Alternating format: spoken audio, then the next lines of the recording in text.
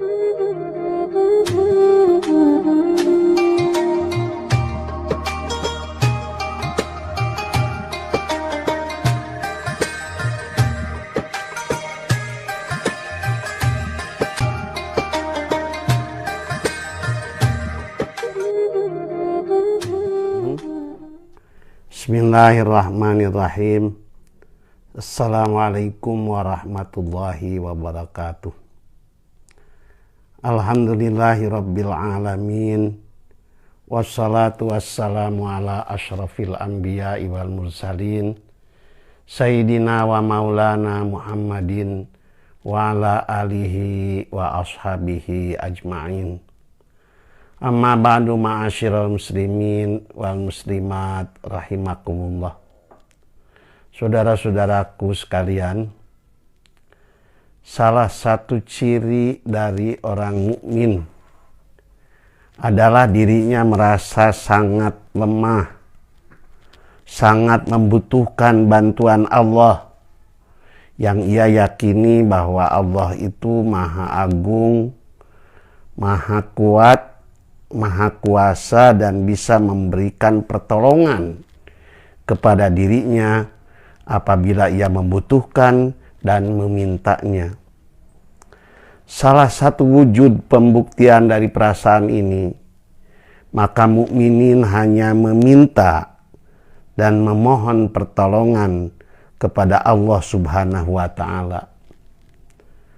Mukmin akan terlihat sering berdoa dan meminta kepada Allah, karena doa pada hakikatnya adalah isyarul fakri wal hajati ilallahi ta'ala, mendohirkan keperluan hajat kita kepada Allah, mendohirkan kefakiran kita di hadapan Allah Subhanahu wa Ta'ala.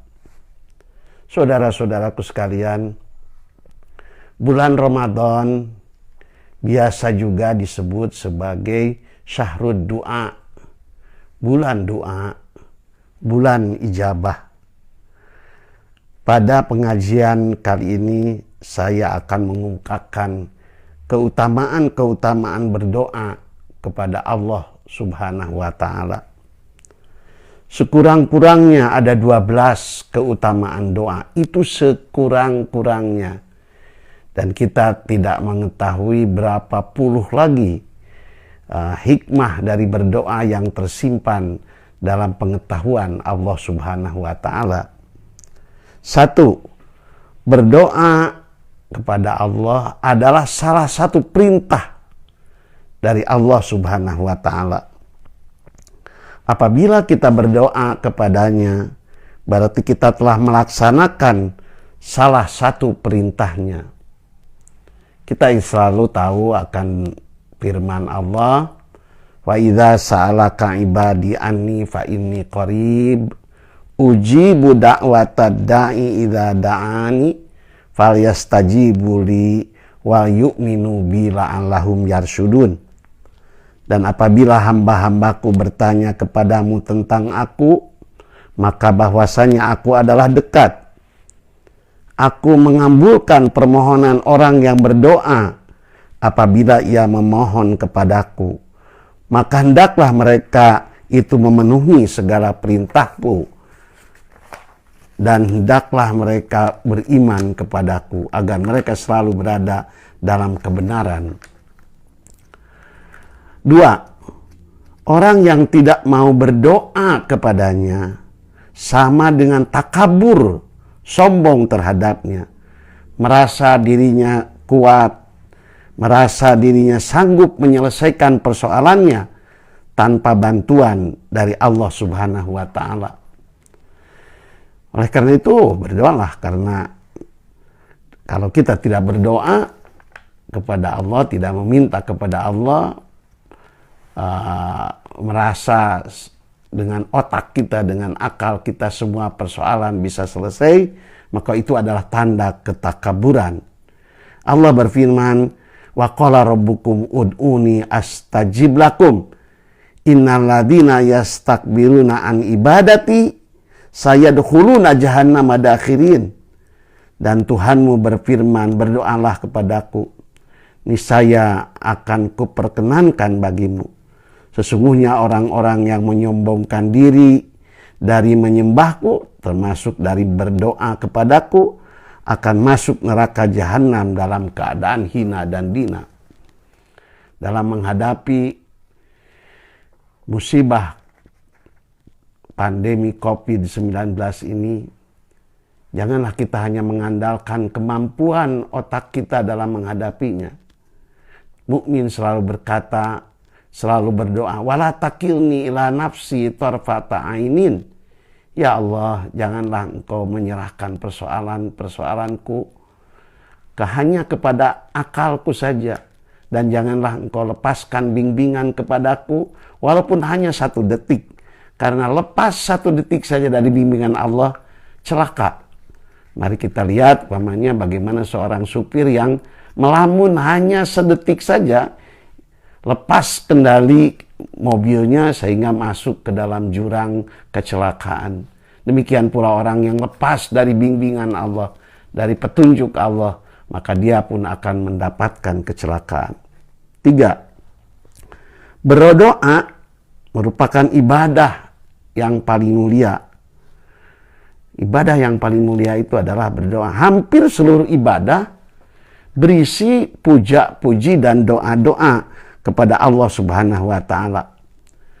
Nabi bersabda, asyraful ibadah ad-du'a, hadis riwayat Bukhari dari Abi Hurairah, paling mulia ibadah adalah berdoa kepada Allah Subhanahu wa ta'ala. Maka sholat penuh dengan doa, ibadah haji penuh dengan doa, ya. Ini adalah menunjukkan bahwa doa adalah merupakan ibadah yang paling mulia. 4, ini masih menerangkan keutamaan doa. Doa adalah saripati daripada ibadah. Muh namanya, orang Arab menyebutnya muhul ibadah. Bahasa Sunda menyebut muh itu polokna ibadah. Saripatinya ibadah. Ad-du'a muhul ibadah, kata Nabi. Hadis riwayat Ibnu Majah, doa itu adalah saripatinya ibadah. 5. Kita tidak bisa menolak qada dan qadar Allah. Qada dan qadar Allah tidak bisa ditolak dengan kehati-hatian. Nah, tidak bisa kita bisa asal dengan hati-hati saja, tidak akan jatuh kepada qada dan tidak akan jatuh kepada kecelakaan. Tidak. Ya, qada atau kepastian dari Allah tidak bisa ditolak dengan kehati-hatian atau dengan kewaspadaan. Tetapi qada bisa dibelokkan. Sekali lagi, qada itu ketentuan Allah bisa dibelokkan dengan doa.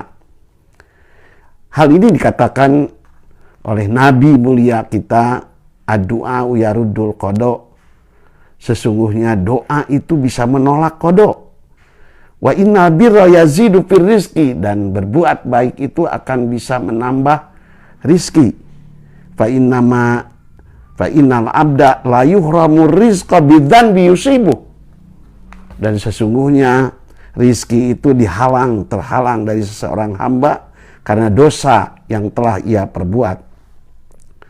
6. Allah Subhanahu wa ta'ala, wahai saudara-saudaraku, wahai anakku, murka terhadap mereka yang tidak berdoa kepadanya.